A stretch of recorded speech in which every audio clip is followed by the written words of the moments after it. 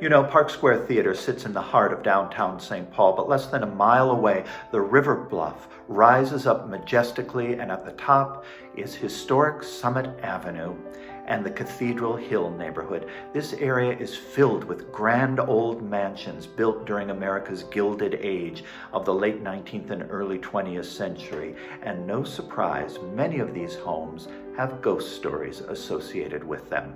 For example, one home right at the crest of Ramsey Hill has a charming little cupola on top of the house.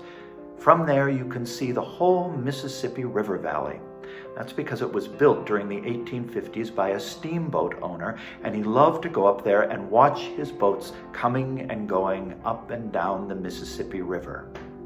However, in recent years, people out late at night have noticed a light shining from the cupola. But here's the thing. There's no light fixture up there. There isn't even any electricity. More Summit Avenue ghost stories?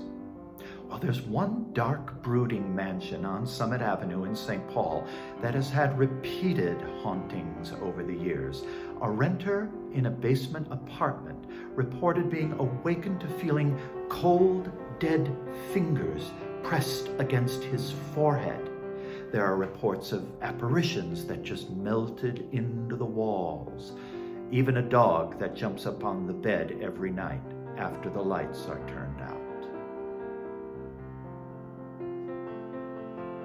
Some of the Summit Avenue mansions have ballrooms or theaters on their top floors, and in one of these, young F. Scott Fitzgerald, who grew up in the neighborhood, would perform plays there that he had written. But apparently one play was so bad that all of his friends teased him and taunted him and said he would never amount to anything as a writer, until young Scotty just burst into tears and ran from the house.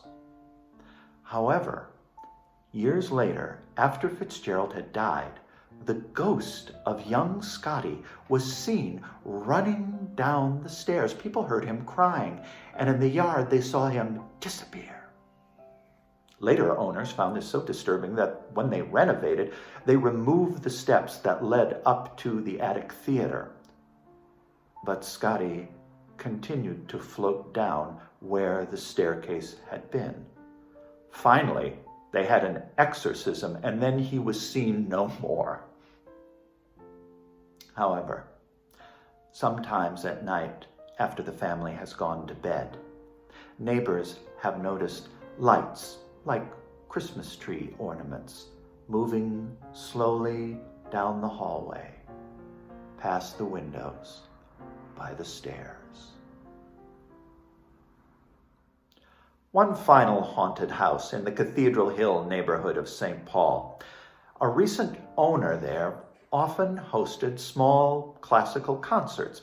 At one of these recitals, one of the singers came up to him and asked, "You know, whenever we're here, there's this beautiful old lady who comes in after we've started and sits in the back. She seems to enjoy the music, but she always arrives late and never stays for the reception afterwards. Could you ask her to stay? We would really like to meet her."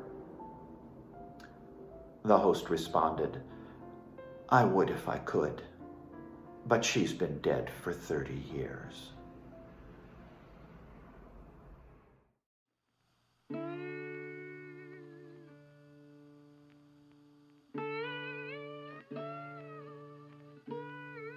Years ago, long before our newfangled automobiles, a young couple was returning from a trip in their carriage.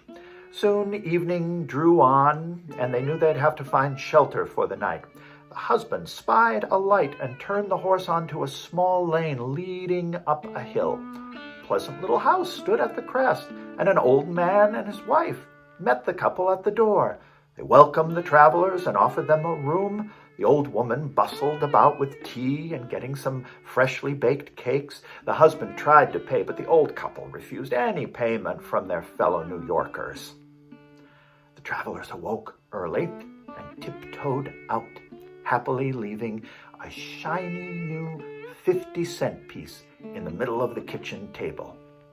They drove a few miles before they broke their fast at a little restaurant in the next town. The husband mentioned the nice old couple to the restaurant proprietor. He looked at them in amazement. Where did you say the house was? Well, they described the location in exact detail. Oh, you must be mistaken. That whole place was destroyed by fire years ago, and old Mr. and Mrs. Brown lost their lives in the blaze. Horrible it was. Oh, no, said the husband. That couldn't be. They welcomed us in, and we passed a pleasant night. The restaurant owner just gave them a strange look. As you say.